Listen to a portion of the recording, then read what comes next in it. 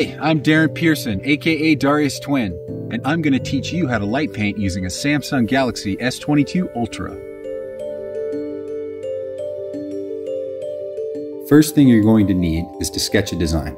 So let's use one of my favorite features on this phone, the S Pen. Light drawings need to be made in under 30 seconds, so our design should be kept relatively simple. To light paint, we'll need to get a tripod to keep the camera steady during the long exposure and some lights. For this idea, I've chosen locations that relate to my designs: the ocean for the orca, the plains for the cheetah, a viewpoint for the phoenix, and a forest for the deer. Now that we've found a spot, let's set up the shot.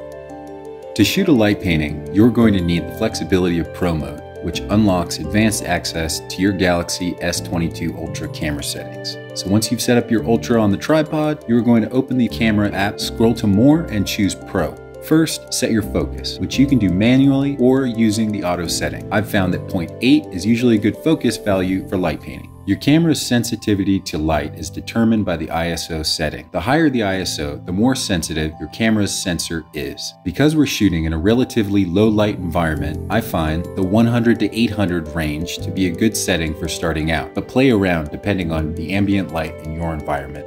Do a practice run drawing your design in the air and see how many seconds it takes. Then try to match the shutter speed to that number. You can use the S Pen to trigger your shutter so that your phone doesn't move when beginning the capture.